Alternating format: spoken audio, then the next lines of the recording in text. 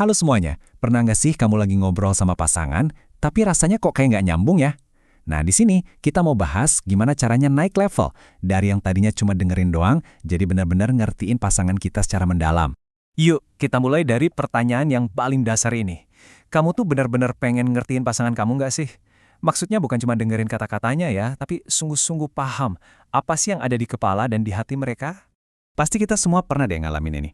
Pasangan lagi ngomong, kita sih ngangguk-ngangguk aja, tapi otak kita udah sibuk, mikirin mau jawab apa. Nah, inilah yang namanya jebakan asumsi. Ini kesalahan umum yang sering banget jadi biang kerok masalah di hubungan. Coba deh kita lihat bedanya. Di satu sisi, ada sekedar mendengar. Ini tuh pasif banget, kita cuma nunggu giliran ngomong. Tapi di sisi lain, ada hadir sepenuhnya.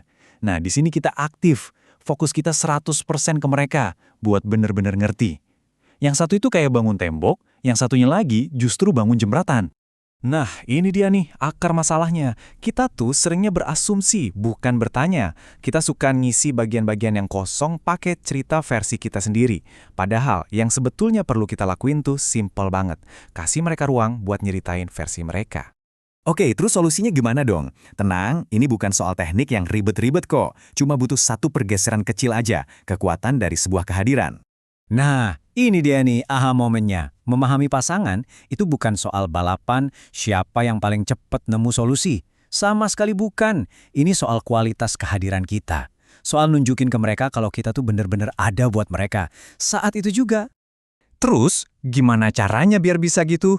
Gampang. Ini ada panduan 4 langkah super praktis yang bisa langsung kamu coba. 4 langkah simpel ini, wah bisa ngubah segalanya. Pertama, stop berasumsi, mulai bertanya. Kedua, biarin mereka ngomong sampai tuntas, jangan dipotong. Ketiga, coba deh sejenak kita pakai kacamata mereka. Dan yang terakhir, ini yang paling penting, akui perasaan mereka. Cukup bilang, aku ngerti kok kenapa kamu ngerasa gitu. Simpel kan? Masih bingung harus mulai dari mana? Coba deh pakai kalimat sederhana ini. Boleh aku tahu kamu lagi ngerasain apa? Ini bukan lagi interogasi ya, anggap aja ini undangan yang tulus buat buka pintu ke obrolan yang jauh lebih dalam. Kira-kira kenapa sih 4 langkah tadi bisa seefektif itu? Ternyata ada ilmunya loh di balik itu semua. Ini bukan cuma soal jadi pendengar yang baik, tapi kita lagi membangun fondasi yang namanya keamanan emosional. Nah, inilah yang namanya koneksi emosional. Itu loh, perasaan yang luar biasa banget pas kita tahu ada satu orang di dunia ini yang benar-benar dapat kita, yang ngerti kita tanpa ngejudge. Perasaan inilah yang kita bangun lewat kehadiran dan validasi tadi. Jadi intinya apa? Kalau ada satu hal yang perlu kamu ingat dari obrolan kita, ingat ini aja. Tujuannya bukan komunikasi yang cepet-cepetan, tapi yang tulus. Karena yaitu, perasaan dimengerti itu hadiah paling besar dari sebuah ketulusan.